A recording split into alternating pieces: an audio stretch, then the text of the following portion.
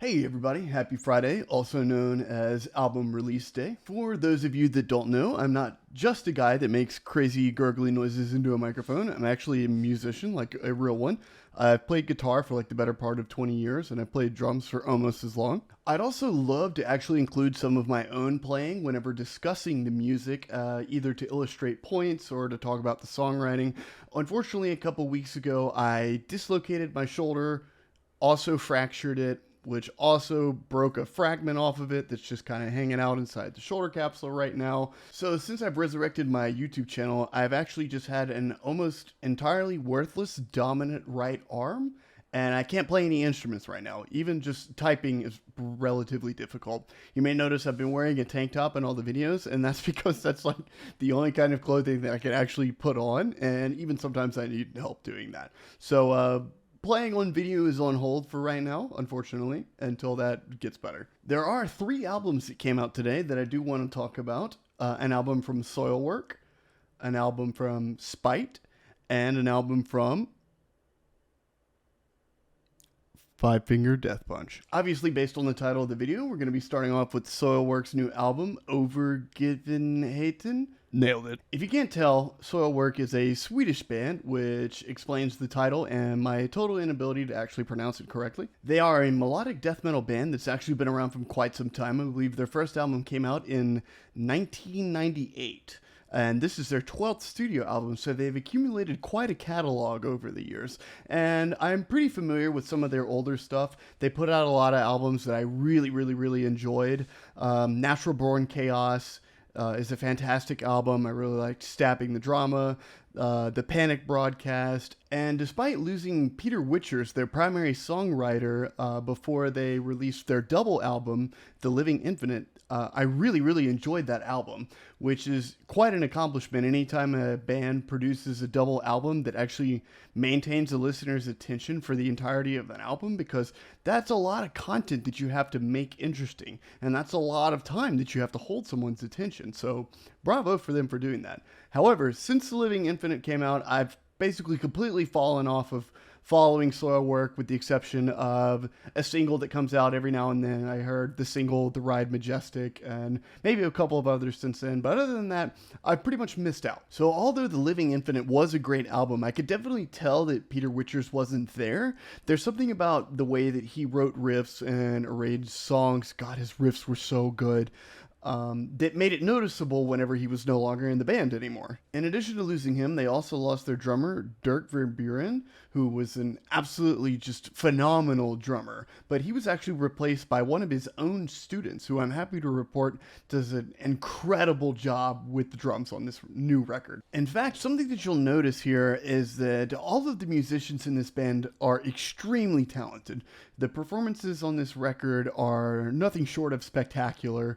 The guitar playing is great. The drumming is great.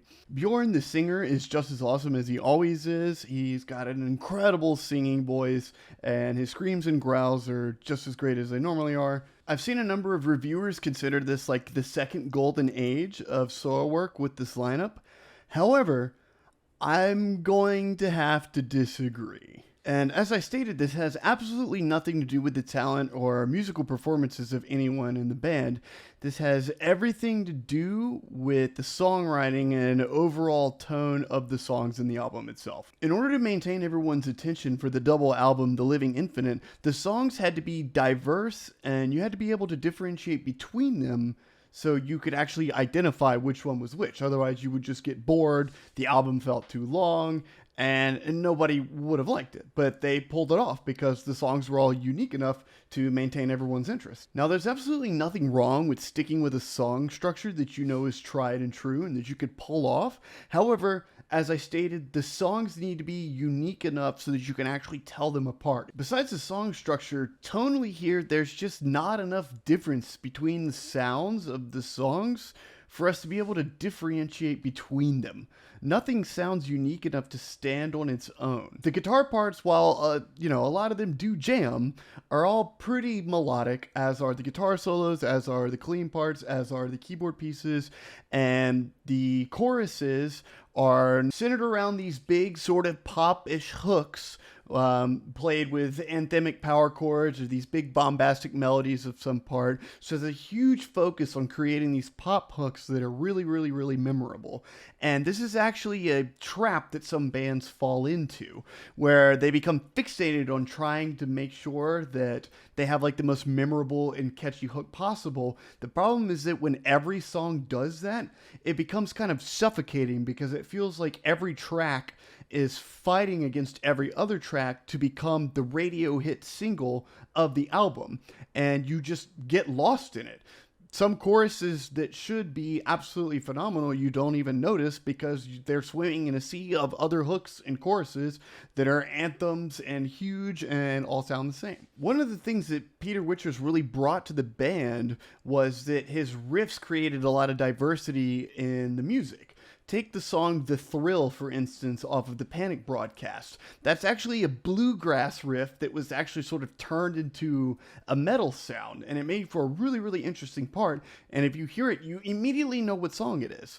And you could make that argument for a ton of the music that he wrote. You could just tell the difference between the songs because they sound different.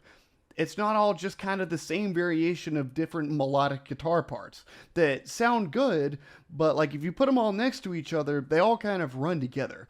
This album actually feels like a ton of the riffs and parts are interchangeable, almost like you could ad-lib them and just stick different pieces in different places. Like, I feel like I could take the riffs and the choruses and rearrange them and create an entirely different album, listen to it again, and I wouldn't even really be able to tell that I had created an entirely different album. Now, I know this band doesn't do like breakdowns, and there's not a lot of like really heavy swing or groove-centric sort of riffs on this album, but I found myself like longing for a freaking breakdown or something, just something like with some swagger to it or some swing to sort of break up the big anthemic melodic choruses and the blast beats. Just something that would hit and make me go like, oh, yeah, I would fuck this song. But that never showed up. Nothing ever broke up the sort of what became the monotony of the big melodies and the flurry of blast beats, and the fact that all the songs were just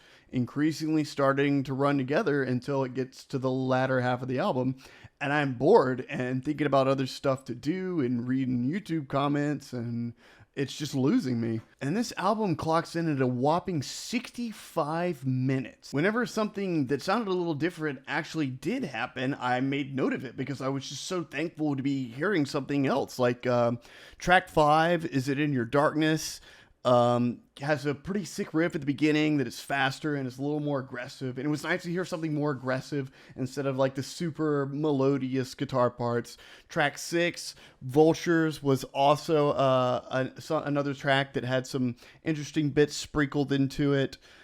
Track 10, Dreams of Nowhere, the same. But other than that, I honestly couldn't tell you what the hell happened in the other songs. And by the time you get to the finale, which is 7.5 minutes long, you've heard so many bombastic choruses at this point that the question becomes, what could they possibly close out with at this point? And I'm normally a sucker for big, grandiose, huge climaxes to close albums, but like, what were they gonna throw at me at this point?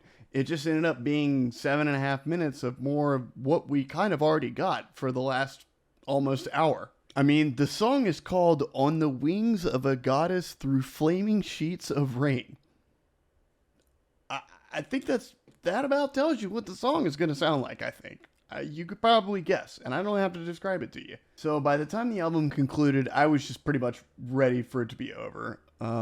So unfortunately, this record just didn't really do it for me. The current sound of the band, I guess, just isn't for me. Apparently, a lot of other people do really like it, because I've seen a bunch of glowing reviews of this record, but obviously they are hearing something that I'm not. I'll tell you what I did hear of, though. The guitarist and the singer are part of another band called Night Flight Orchestra, who play what I describe as proggy dad rock. It's kind of like groovy, upbeat, classic rock sort of vibe. And I actually really like the music that they put out. The first record that they put out is actually one of my favorite records. And I listened to it so much. I really liked it. And I guess it makes sense because the guitarist plays in both bands and is a songwriter. But I heard bits of Night Flight Orchestra leaking out into this Soilwork record because it was melodic and upbeat and had sort of like a stomp that the Night Flight Orchestra and its classic rock tone sort of had. The problem is that Night Flight Orchestra songs, they have the cheesy ballads, they have the like epic cheesy 80s guitar riffs and solos, and there's differentiation between songs. There's just no variety here in this record. So I can't see myself revisiting this record at all. If anything, I'd rather just go listen to Night Flight Orchestra instead, or going back through Soilwork's older material and checking that out. If I was going to give this album a rating from a scale of 1 to 10, I would give it a 5 out of 10. It's okay. It still sounds like Soilwork. They do have an established sound. It just didn't hold my interest, and I found it pretty boring to get through, kind of a chore by the end of it. Coming up in the next couple videos, I'm going to be listening to Spite's new record, which is actually trying to crowd kill me through my headphones because it's so ridiculously heavy. And just for fun, I'm going to review the new Five Finger Death Punch record. I've never actually really listened to the band before. I have some relatives, believe it or not, that are sort of into them, but I bet it's going to be quite something to listen to and give an opinion on, so that'll be fun. I would absolutely love to hear your opinions of this record, or if you have any requests for albums you want me to talk about, please let me know in the comments. I hope you guys enjoyed it more than I do, honestly, because I don't like not enjoying records, and I really do like Soilwork. But other than that, I hope you guys have a wonderful weekend. See you next time.